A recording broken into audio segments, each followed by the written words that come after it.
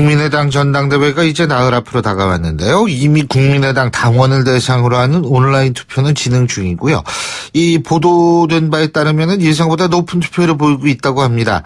자, 국민의당 대표의 출사표를 던진 후보들 한 분씩 만나보고 있죠. 오늘은 국민의당 안철수 전 대표 만나보겠습니다. 안녕하십니까? 네, 안녕하십니까? 예, 저랑 인터뷰 처음 하시죠? 네. 아유, 참 반갑습니다. 여러 가지. 아유, 예. 제가 이거부터 좀 여쭤봐도 돼요? 지난 대선 치르시면서 지금 생각해 보시면 제일 안타까운 점은 어떤 점이세요? 뭐, 한 가지가 아닙니다. 여러 가지가 있었습니다. 그렇지만, 예. 정말 열망을 가지고 있는 분들 기대 담아내지 못한 것에 정말 죄송한 마음입니다. 그래요. 지금 제가 좀 아까도 말씀드렸는데 온라인 투표가 진행 중인데 생각보다 투표율 높다고 그러죠? 예? 이게 예. 그러니까 이게 사실 김영삼 전 대통령, 돌아가신 김영삼 전 대통령이 이런 말씀하셨어요. 정치인은 자신의 부고 빼놓고는 자주간 언론의 이름 내는 게 좋다. 이런 얘기를 했는데, 국민의당 시끌시끌하니까 이게 막 관심이 높아진 거 아니겠습니까? 어떻게 보십니까? 예, 제가 지금 국민의당이 심장 정지한 상태여서 전기 충격 필요하다고 말씀드린 적이 있습니다. 네, 예. 그런 효과를 지금 보고 있는 것 같습니다. 어쨌든 지금 사실 근데 이 TV 토론이나 이런 데 보면은 우리 안철수 전 대표가 좀 집중 포화를 두들겨 맞잖아요. 그죠? 예. 이거는 어떻게 보세요? 왜 그렇다고 보세요?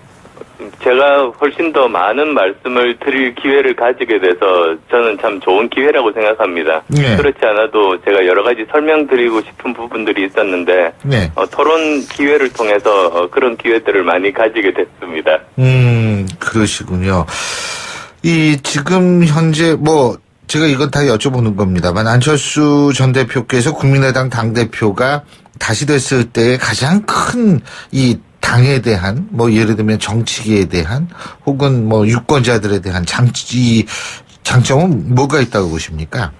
예, 저는 우선 정말 혁신을 통해서 지지율을 올리고 그리고 또 전국에 걸쳐서 많은 인재 영입할 수 있습니다. 그리고 또 무엇보다도 저는 3년 전에 공동대표로서 이 지방선거 지휘에서 승리로 이끈 경험이 있습니다. 네. 제가 그때 해보고 알았습니다. 당대표로서 제가 모든 선거를 지휘해봤습니다만 지방선거가 가장 난이도가 높습니다. 예. 그래서 초보 운전보다는 한번 경험했고 또 예전에 성공했던 경험을 바탕으로 다시 더 좋은 성적을 낼 수 있는 후보가 적합하다고 생각합니다.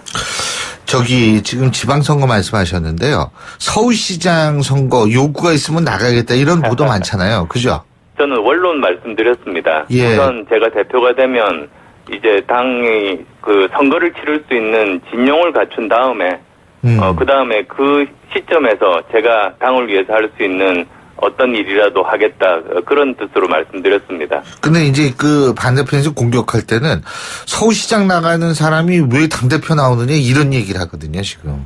제가 그 이야기를 꺼낸 게 아닙니다. 질문이 와서 제가 예. 답한 겁니다. 그러니까 원론적인 얘기를 했다. 예. 실제로 내가 나가겠다 이 얘기는 아니다. 이렇게 이해해도 되겠습니까? 제 각오를 말씀드린 겁니다. 이번에 그런 제가 각오를 나온 얘기한 것도 거다. 정말 당과 운명을 함께 하겠다. 아하. 제 모든 것을 다 던지겠다고 말씀드렸고 예. 각오의 연장선상입니다. 일종의 비유일 수도 있다. 이렇게 이해할 수도 있겠네요. 그죠? 아닌가요? 비유는 아닙니다. 제 각오를 말씀드린 겁니다. 네. 자, 근데 지금 인재 영입 아까 말씀하셨는데요. 영입할 인재들이 많다고 보십니까? 네, 많습니다. 이렇게 다녀보면 이름이 비록 덜 알려져 있지만 현장 밀착형 인재분들이 정말로 많습니다. 좋은 인재들.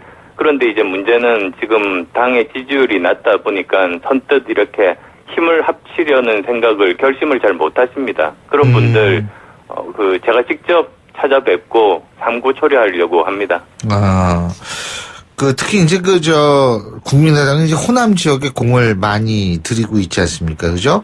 호남 지역에서 새로운 인물, 새로운 바람을 불어넣을 것이다. 이런 말씀을 하신 적이 있는데 이것도 가능하리라고 보십니까? 예, 저는 그렇게 봅니다. 지난 3년 전에 제가 지방선거 지휘했다고 말씀을 드렸었는데요. 예. 해보고 나서 이제 여러 가지 교훈들을 얻었습니다. 우선 특히 이런 지방선거 관련해서는 공천 규칙을 미리 확정해서 이야기를 해놓아야 예측 가능합니다. 다들 거기에 따라서 준비할 수가 있는 겁니다. 그리고 그때 어느 정도 그 신구의 조화를 잘 만들 수 있는지에 대한 규칙도 함께하면 그러면 거기에 따라서 많은 분들이 준비를 하실 수 있을 겁니다. 예. 근데 그 안철수 후보께서 앞으로 한두 달 내에 지지율 오르지 않으면 지방선거 해보나 마나 할 것이다. 이런 말씀 하신 적이 있는 모양이라고요. 근데 예. 이게 지금 지지율 어느 정도 끌어올릴 수 있을 거라고 보십니까? 과거 30%? 저의 목표는 내년 지방선거 때, 최소한 지난 3년, 지난번 총선 때 네. 16.74% 지지율보다도 더 높은 지지율을 얻는 것이 목표입니다. 예. 그 지방선거, 한 가지만 더 여쭤본다면, 예를 들면 경기도지사라든지 지자체장들, 이런 그 광역단체장들이라든지, 이런 분들도 새로 영입한 인재들을, 메꿀 생각이세요? 새롭게, 영입할 인재라고 말씀하셨습니다만, 예. 완전 신인은 이번 지방선거에서 당선되기가 굉장히 힘듭니다. 왜요? 제가 여러 가지 선거 치러보면서 이제 저도 알았던 것이, 예. 총선은 정치 신인이 기대에 의해서 당선될 수 있지만 지방선거는 그렇지가 않습니다. 이미 그 지역에서 이름이 알려지고 신뢰받는 사람만이 당선될 수 있는 선거입니다. 따라서 꼭 정치를 한 경험이 꼭 필수적인 것은 아니지만 어느 정도 알려지고 신뢰받을 수 있는 사람만 당선될 수 있으니까 그분들을 대상으로 열심히 영입 작업들을 하려고 합니다. 예, 그러면은 국민의당 내에서 이렇게 고르실 수도 있겠네요. 그것도 가능하고 또 이번 기회가 선거를 치르면서 당은 외연이 확대되고 더 발전하는 좋은 계기로 삼을 수 있습니다. 알겠습니다. 저기요. 그리고 왜 결선 투표 하잖아요, 이번에. 예. 그죠? 이 결선 투표가 사실 안철수 전 대표께서 입장에서 보실 때는 이게 불리하다 이런 분석들이 많았거든요. 그죠? 유불리 따지지 않고 예. 했습니다. 근데 글쎄 그를 받아들이신 것 같더라고요. 그렇게. 근데 결선 투표까지 갈 거라고 보십니까, 지금? 저는 1차에서 이제 지지를 받기를 희망하고 있습니다. 예, 1차에서 이제 당원분들께서 예. 이제 당의 주인인 당원분들께서 판단해 주실 겁니다. 지금 안철수 전 대표께서 가장 좀 신경 쓰이는 후보가 누구세요? 사실 두 분 후보, 정 후보, 천 후보 두 분 다 아주 오랜 경험이 있으신 분입니다. 그리고 또 이현주 후보도 신진으로서 반짝반짝하는 그런 아이디어 가능성들이 많아서 저도 방심하지 않고 있습니다. 예. 하지만은 1차에서 이제 일을 다 끝내고 싶다 이 말씀이신데요. 그죠? 예. 그런데 일각에서 또 이런 얘기 많이 나옵니다. 누가 당대표가 되느냐에 따라서 예? 민주당, 바른정당과의 관계 설정이 달라질 것이다 이런 얘기가 나오거든요. 예? 근데 예를 들면은 안철수 전 대표께서 당대표를 하게 되면 바른정당과 조금 더 가까워질 수 있고 연대 같은 거, 정책연대 같은 걸 할 수 있을 것이고 천정배, 정동영 후보 같은 분들이 이제 이 당대표가 됐을 경우에는 더불어민주당과 좀 더 가까운 스탠스를 취할 것이다. 이런 분석이 나오는데 동의하십니까? 글쎄요. 우선은 저 두 가지 말씀드리겠습니다. 네. 우선은 첫 번째로는 지금 상황에서는 그건 좀 한가한 얘기 아닌가 싶습니다. 아하. 정당 지지율 꼴찌인 정당에 누가 눈을 돌리겠습니까? 우선 우리가 아까 너무 표현대로 자학하지 마세요. 심장이 뛰어야 이제 뭔가 움직일 수 있는 여지가 있을 거 아니겠습니까? 예. 그다음 또 이제 두 번째로는 노선에 대한 부분은 저는 이번 전당대회 때 분명하게 선택이 되어야 된다고 생각합니다. 우리가 과연 민주당과 같은 노선을 갈 것인가 아니면 제가 이야기하는 중도개혁 노선으로 갈 것인가 이제 그것을 당원들께서 판단해 주시면 이제 이번 전당대회를 통해서 방향이 잡힐 겁니다. 네.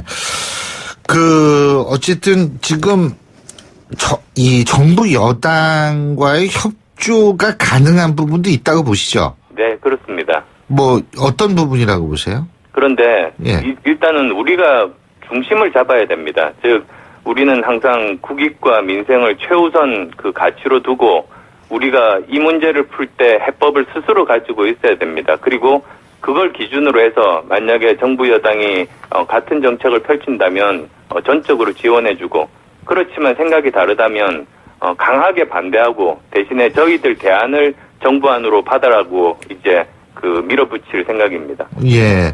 뭐 지금 당이 위기에서 나오셨다고 말씀하셨고, 그러니까 어쨌든 국민의당 같은 경우에는 앞으로 계속 당연히 이제 어떤 경우에서도 이 존재감을 유지할 것이다. 이렇게 생각하실 텐데.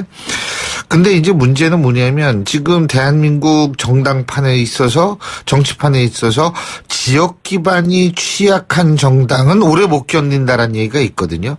그런 의미에서 호남 굉장히 중요할 것 같은데, 이 호남에서의 예를 들면 지지율 회복, 특히 이현주 의원은 어제 저희가 인터뷰를 했는데 그런 부분 걱정하던데 가능할 거라고 보십니까? 예, 저는 가능할 거라고 봅니다.